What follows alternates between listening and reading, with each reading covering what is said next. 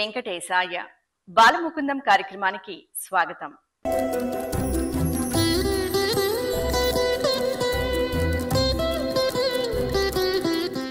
భక్తి అనేది నీటి బిందువు కాదు, అది ఒక మహాసముద్రం.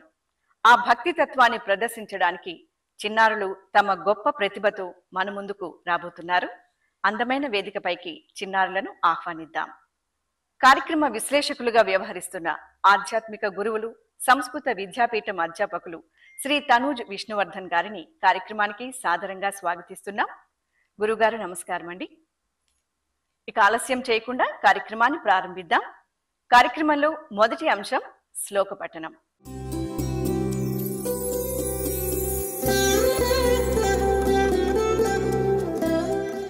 ఋషులు చెప్పిన శ్లోకాలు, వేద మంత్రాలు మన మనస్సుకు ప్రశాంతతను అందిస్తాయి, దివ్యత్వాన్ని ఆపాదిస్తాయి.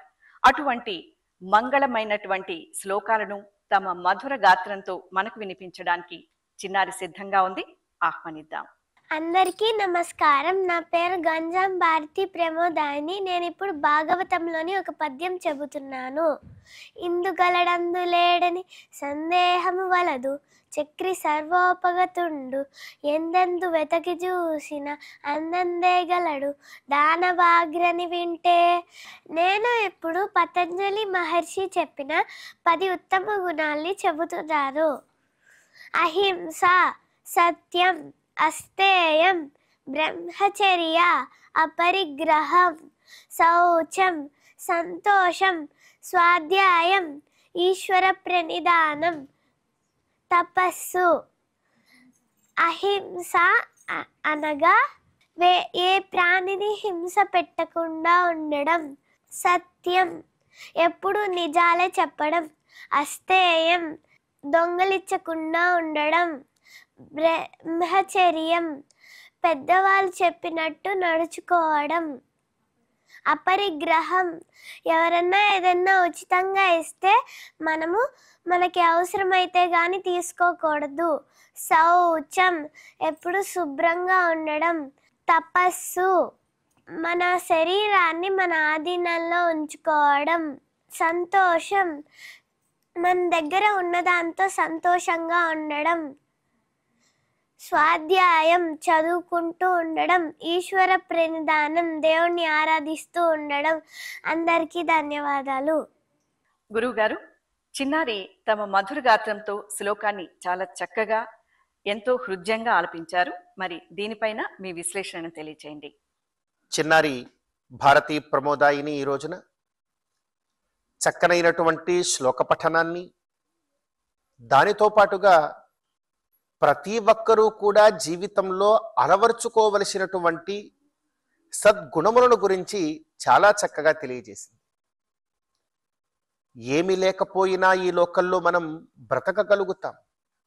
ధనం లేకపోయినా బ్రతకగలుగుతాం, పదవి లేకపోయినా బ్రతకగలుగుతాం, ఏమి ఉన్నా లేకపోయినా మనం ప్రశాంతంగా ఉండగలం. కానీ ఒక్క సద్గుణము గనక మన దగ్గర లేకపోతే మనం ఏమాత్రం కూడా ప్రశాంతంగా ఉండలేం. సంపాదించేటువంటి ధనం కన్నా, అన్నిటికన్నా కూడా ఉత్తమమైనటువంటిది సద్గుణమే. అటువంటి గుణముల గురించి ప్రతి ఒక్కరూ కూడా అలవర్చుకోవలసినటువంటి ఆ గుణముల గురించి ఈ రోజున చిన్నారి చాలా చక్కగా తెలియజేసింది. ఈ చిన్నారికి ఆ సదా సర్వదా గోవిందుడి యొక్క అనుగ్రహం, విఖనో మునీంద్రుల వారి యొక్క అనుగ్రహం ఉండాలి అని మనసారా కోరుతున్నాను. కార్యక్రమంలో రెండవ అంశం ఏకపాత్రాభినయం.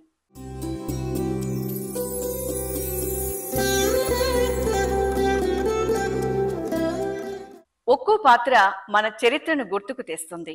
ఒక్కో హావభావం మన హృదయాన్ని తాకుతుంది. భక్తి, ధర్మం, నీతి కలిగిన కథలు మన చిన్నారుల అభినయంతో జీవం పొందబోతున్నాయి. మరి ఇంకెందుకు ఆలస్యం, ఏకపాత్రాభినయంలో ఇప్పుడు రాబోతున్న చిన్నారిని ఆహ్వానిద్దాం. అందరికీ నమస్కారం. నా పేరు దీక్షిత. నేను శ్లోక ఏ బిర్లా స్కూల్లో 5వ తరగతి చదువుతున్నాను. నేను ఈరోజు సతీ అనసూయాదేవి ఏకపాత్రాభినయం చేస్తున్నాను. అందరికీ నమస్కారం. నా పేరు అనసూయ. అనసూయ అంటే అసూయ లేనిది అని అర్థం. నేను త్రిమూర్తులకే అమ్మగా, పూజలందుకున్న మహాసాధ్విని. నన్ను మీరు సతీ అనసూయ అని కూడా పిలుస్తారు. నా గురించి చెప్పాలంటే నేను మహాతపస్సంపన్నుడైన అత్రి మహర్షి ధర్మపత్నిని. మేమిద్దరం చిత్రకూట పర్వత ప్రాంతంలో ఒక అందమైన ఆశ్రమం కట్టుకుని అందులో నిరంతరం దైవధ్యానం ఇంకా తపస్సులో గడిపేవాళ్ళం. మా ఆశ్రమానికి ఎందరో మునులు ఋషులు వచ్చేవారు.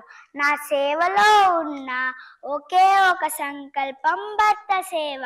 నా భర్తే నా దైవం, నా లోకం. నా భర్తపై నాకున్న ప్రేమ కారణంగానే నాకు గొప్ప కీర్తి వచ్చింది.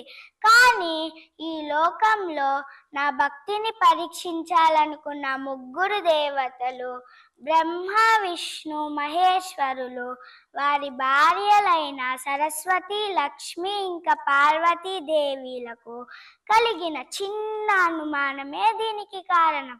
అనసూయ అంత పతివ్రత ఎలా అవుతుంది అని వారు అనుమానపడ్డారు.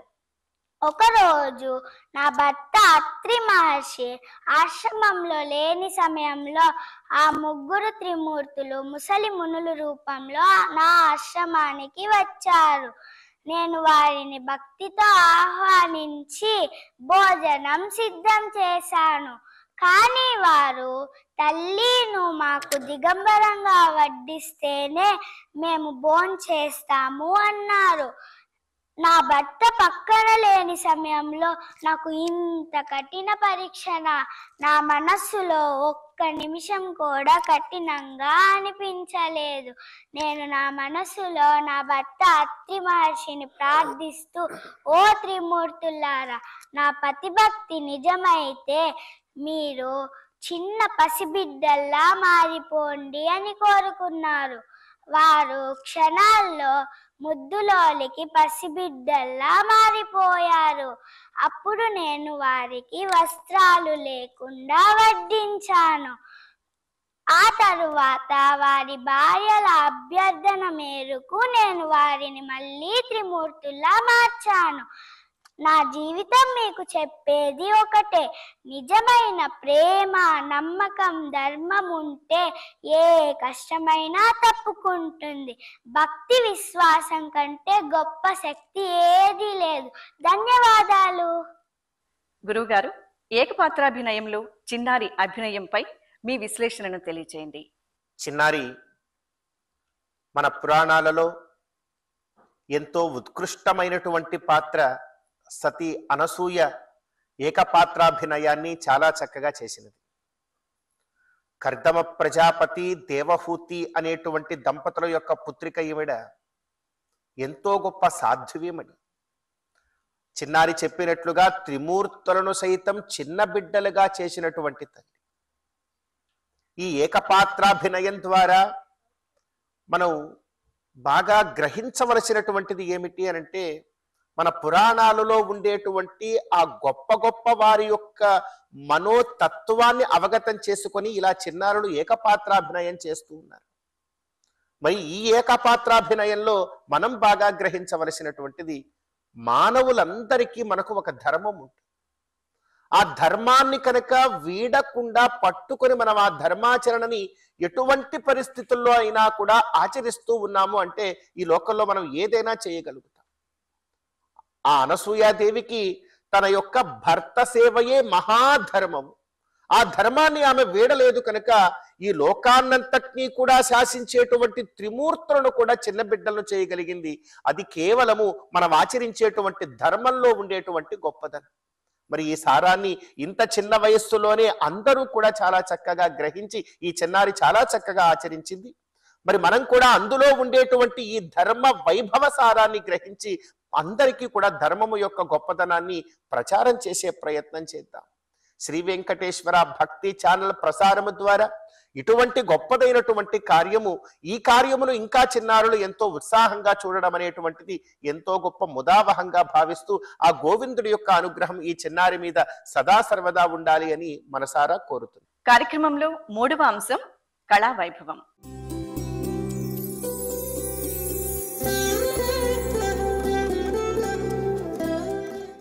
సంగీతం, నృత్యం, చిత్రలేఖనం, వాద్యాలు ఇవన్నీ కూడా మనల్ని భక్తి భావనలో తేలియాడేలా చేస్తాయి. కళా వైభవంలో ఇప్పుడు రాబోతున్న చిన్నారిని ఆహ్వానిద్దాం. నా పేరు సంకీర్తన. నేను భారతీ విద్యాభవన్స్లో 9వ తరగతి చదువుతున్నాను. నా పేరు అదితి సుదర్శన్. నేను భారతీ విద్యాభవన్స్లో 9వ తరగతి చదువుతున్నాను. నా పేరు హేమలత. నేను భారతీ విద్యాభవన్స్లో 7వ తరగతి చదువుతున్నాను. నా పేరు పూర్ణశ్రీ. నేను భారతీయ విద్యాభవన్స్లో 9వ తరగతి చదువుతున్నాను. నా పేరు లక్ష్మీ హర్షిత. నేను భారతీయ విద్యాభవన్స్లో 9వ తరగతి చదువుతున్నాను. నా పేరు సాయి నిహిత. నేను భారతీయ విద్యాభవన్లో 9వ తరగతి చదువుతున్నాను. మేము పాడబోయే కీర్తన ఆంజనేయ స్వామికి ప్రాణమంత్రం, మలయమారుత రాగం, ఏకతాళం, సాంప్రదాయ కీర్తన.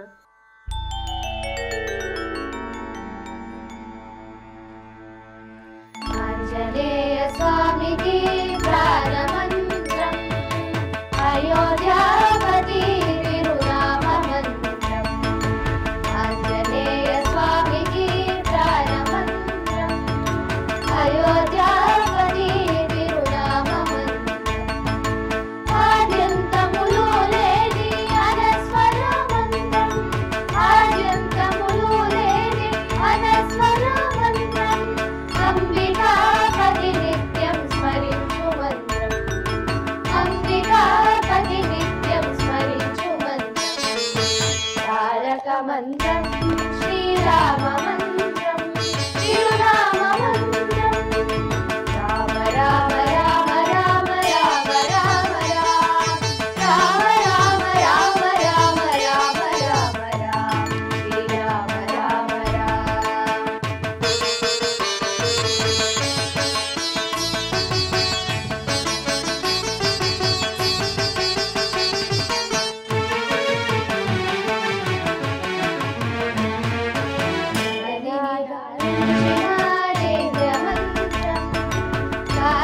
కాశీనాథునికి ప్రియమంత్రం, కడలిని దాడించిన దివ్య మంత్రం. కాశీనాథునికి ప్రియమంత్రం, కల్పబంధములెల్లా కడతేర్చు మంత్రం, కల్పబంధములెల్లా కడతేర్చు మంత్రం.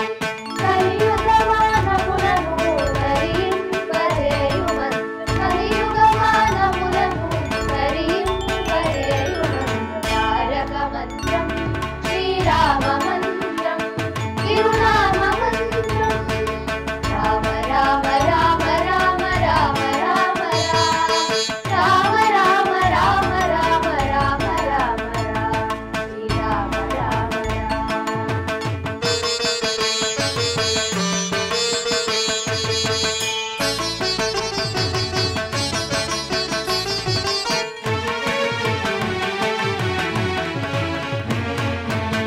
నారాయణ నమ శివాయ ఏకమైన మంత్రం, నరజీవిత సుఖదాయక నామ మంత్రం. నారాయణ నమ శివాయ ఏకమైన మంత్రం, నరజీవిత సుఖదాయక నామ మంత్రం. సంసార సాగరము సమయింపజేయు మంత్రం, సంసార సాగరము సమయింపజేయు మంత్రం. జీవన్ ముక్తినిచ్చే ఘనశీల మంత్రం, జీవన్ ముక్తినిచ్చే ఘనశీల మంత్రం. తారక మంత్రం, శ్రీరామ మంత్రం, తిరునామ మంత్రం. రామ రామ రామ రామ రామ రామ రామ రామ రామ రామ రామ రామ రామ శ్రీరామ రామ రామ శ్రీరామ రామ రామ శ్రీరామ రామ రామ శ్రీరామ రామ రామ శ్రీరామ రామ రామ శ్రీరామ రామ రామ. గురువుగారు, కళా వైభవంలో చిన్నారి ప్రదర్శనపై మీ విశ్లేషణను తెలియచేయండి. భగవంతుణ్ణి పొందించేటువంటి అనేకానేక భారతీయ సనాతన విద్యలలో గాన విద్య ఎంతో గొప్పదైనటువంటి సామవేదము నుండి మనకు అనుగ్రహింపబడినటువంటిది. గాంధర్వుల ద్వారా ఎంతో గొప్పగా మనకు ఉపదేశింపబడినటువంటి ఈ గాన విద్య శరీరములో ఉండేటువంటి ప్రతి ఒక్క అణువణువును కూడా చెలింపజేసి భగవత్ కైంకర్య యోగ్యంగా ఈ మానవుణ్ణి తీర్చిదిద్దగలిగినటువంటి ఒకానొక గొప్ప బ్రహ్మ విద్యగా కూడా మనం గానాన్ని వర్ణించవచ్చు. అటువంటి గాన విద్యని ఈ రోజున చిన్నారులు చాలా చక్కగా ప్రదర్శించినారు. వారందరికీ కూడా సదా సర్వదా భగవంతుడి యొక్క అనుగ్రహం ఉండాలి అని చెప్పి మనసారా కోరుతున్నాం. కార్యక్రమంలో 4వ అంశం సంప్రదాయ వస్త్రధారణ.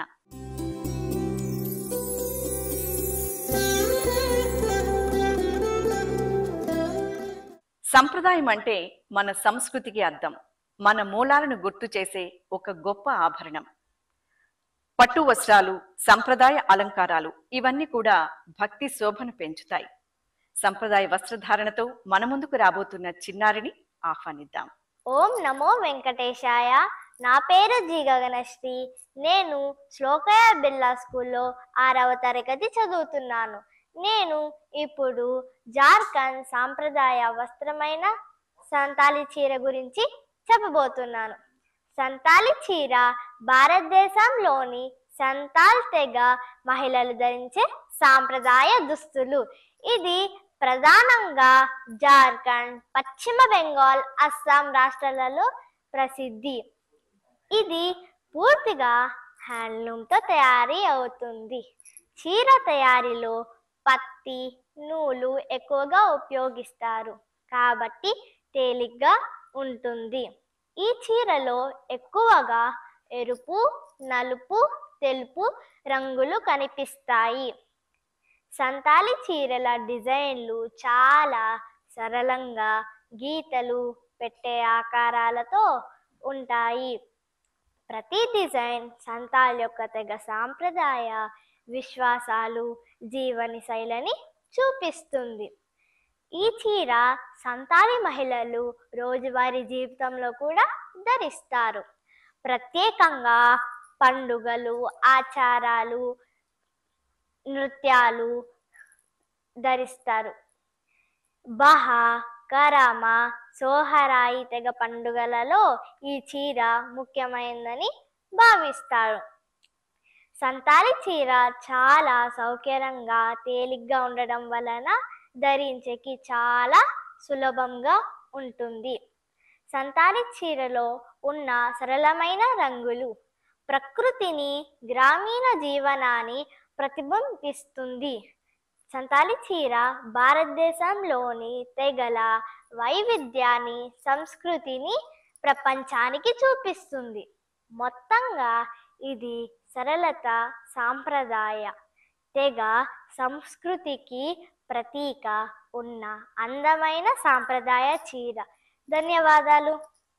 గురువుగారు, సంప్రదాయ వస్త్రధారణతో చిన్నారి చాలా చక్కగా, ఎంతో హృద్యంగా మన ముందుకు విచ్చేశారు. మరి దీనిపైన మీ విశ్లేషణను తెలియచేయండి. చిన్నారి జార్ఖండ్ ప్రాంతపు సంప్రదాయ వస్త్రధారణ విశేషాన్ని చాలా చక్కగా తెలియజేసింది. అదే వస్త్రధారణతో కూడా ఈ రోజున మనందరి ముందుకు వచ్చేసింది. వస్త్రేణ వపుషావాచ అంటారు శాస్త్రంలో. ప్రతి ఒక్కరూ కూడా వారి వారి యొక్క ఔన్నత్యాన్ని చెప్పకనే చెప్పాలి అని అంటే ఎలా చెప్పగలుగుతారు అంటే వారు ధరించేటువంటి వస్త్రధారణ ద్వారా చెప్పగలుగుతారు.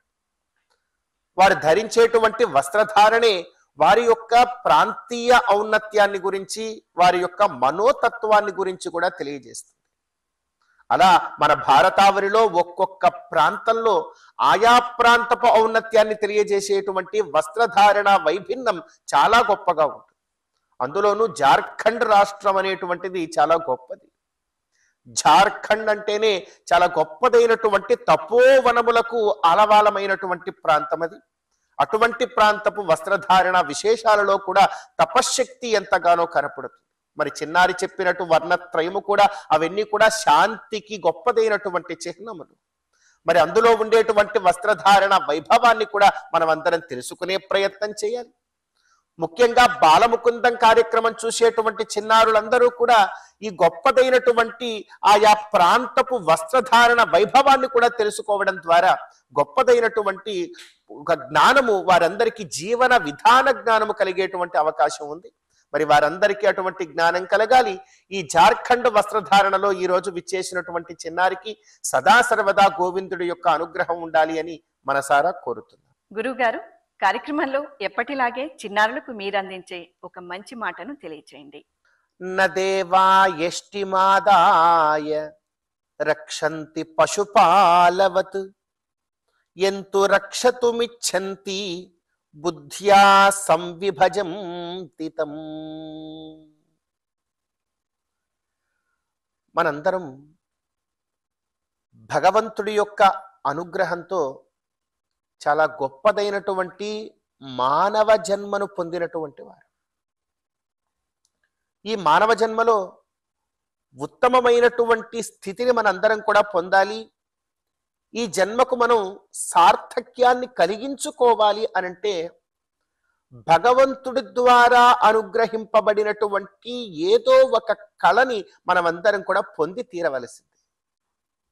ఏదో ఒక కళని మనం పొందకపోతే మాత్రం ఈ మానవ జన్మ పరిపూర్ణంగా కూడా వ్యర్థమనే శాస్త్ర ఇతిహాస పురాణములన్నీ కూడా మనకు తెలియజేస్తూ ఉన్నాయి. ఏదైనా ఒక కళ మనకు అనుగ్రహింపబడాలి అనంటే ఆ కళను పరిపూర్ణంగా ఉపాసన చేయగలిగేటువంటి బుద్ధి కూడా మనందరికీ కలగాలి. మనందరం కూడా భగవంతుని అదే కోరుకోవాలి. మంచి బుద్ధిని, ఒక కళను ఉపాసన పట్టగలిగేటువంటి బుద్ధిని మాకు అనుగ్రహించు గోవిందా అని మనం కోరుకోవాలి. ఈ రోజున బాలముకుందం కార్యక్రమం వేదికగా చిన్నారులు శ్లోక పఠనాన్ని ఆచరిస్తూ ఉన్నారు, వస్త్రధారణ ప్రదర్శన చేస్తున్నారు. అదేవిధంగా మన పురాణాలలో ఉండేటువంటి ఉత్తమమైనటువంటి పాత్రలకు ఏకపాత్రాభినయం చేస్తూ ఉన్నారు. సంగీత వాద్య నృత్యాదులన్నీ కూడా వారు నేర్చినటువంటి విద్యను వారిక్కడ ప్రదర్శిస్తూ ఉన్నారు. ఆ విద్యను నేర్చుకోవడము, నేర్చుకున్నటువంటి విద్యని ఇలా భగవత్ కైంకర్య రూపంగా ప్రదర్శించగలగడం అనేటువంటిదే జీవితానికి ఒక పరమార్థాన్ని కలగజేస్తుంది. అటువంటి పరమార్థం మనందరి జీవితాలలో కూడా కలగాలి అని ఈ రోజున బాలముకుందం కార్యక్రమంలో పాల్గొన్నటువంటి చిన్నారులందరికీ అటువంటి ఫలం కలగాలి. అదేవిధంగా ఇంకా ఎంతో మంది చిన్నారులు ఈ కార్యక్రమాన్ని చూసి మన సనాతన భారతీయ సంప్రదాయంలో ఉండేటువంటి ఈ ఔన్నత్యములన్నింటినీ కూడా ఇంకా ఇంకా నేర్చుకొని ఇంకా ఎందరో పిల్లలు ఈ బాలముకుందం కార్యక్రమానికి విచ్చేసి వారందరూ కూడా గొప్పదైనటువంటి ఈ కైంకర్యంలో, ఈ గొప్పదైనటువంటి ఈ ప్రదర్శనల్లో పాల్గొనవలసిందిగా మనసారా ఇది గోవిందుడి యొక్క అనుగ్రహ రూపమైనటువంటి వాక్కుగా ప్రతి ఒక్కరికి కూడా పంచే ప్రయత్నం చేస్తూ ఉన్నాం. మనల్ని భగవంతుడు రక్షించాలి అనుకుంటే మనకు ధనాన్ని ఇవ్వడు. భగవంతుడు మనల్ని అనుగ్రహించాలి అనుకుంటే మనకు గొప్ప గొప్ప పదవులను ఇవ్వడు. భగవంతుడు ఏమిస్తాడు మనల్ని అనుగ్రహించాలి అనుకుంటే వారిచ్చేటువంటిది గొప్పదైనటువంటి సద్బుద్ధిని మాత్రమే. మరి అటువంటి సద్బుద్ధిని, కళా నైపుణ్యాన్ని అందరికీ కూడా భగవద్ అనుగ్రహ ఫలంగా లభించాలి అని చెప్పి మనసారా కోరుతూ ఉన్నాం. ఓం నమో వెంకటేశాయ. నేటి బాలలే రేపటి పౌరులు. ఈనాటి బాలముకుందం కార్యక్రమంలో చిన్నారులు తమ గొప్ప ప్రదర్శన ద్వారా అందరిలో భక్తిభావాన్ని, ఆధ్యాత్మికతను పెంపొందించే దిశగా మనందరికీ ఎంతో ప్రేరణగా నిలిచారు. వారందరికీ మనందరి తరఫున ఆశీస్సులు, అభినందనలు తెలియజేస్తూ తిరిగి మరికొంతమంది చిన్నారులతో బాలముకుందం కార్యక్రమంలో మళ్ళీ కలుసుకుందాం. ఓం నమో వెంకటేశాయ.